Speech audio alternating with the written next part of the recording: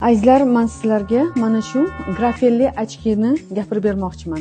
Bu oddiy ochki emas. Ko'rinishdan oddiygina, lekin bu shifobaxsh, o'zidan anion taratadigan grafelli anionovoy ochki. Bu Xitoy tabobatida, ya'ni kitayskiy traditsion meditsina deymiz, o'sha yerda ilmiy ish asosida qilingan ochkilar.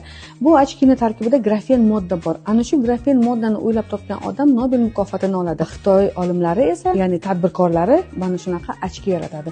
Bu ochkini taqqan odamda eng birinchi o'rinda nima bo'ladi? Birinchi daqiqani o'zida tetiklik paydo bo'ladi.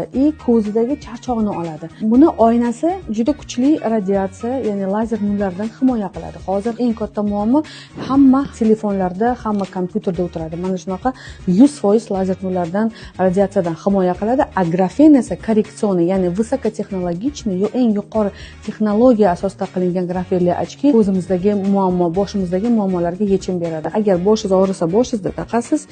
Agar ko'zingizda masalan muammo bo'lsa, ko'zda taqasiz, hattoki burningizda muammo bo'lsa, bunday burningizni taqib, ya'ni bizda gaymarutda ham rosa zo'r davolaydi va natijalar olganmiz. Agar tomoq og'risa, unda tomoqda taqasiz. Mana shunaqa домашний doktor desak ham bo'ladi. Hammaga buni tavsiya qilaman. Arzimagan pul turadi. Aytgancha necha yil davomida sizga xizmat qiladi.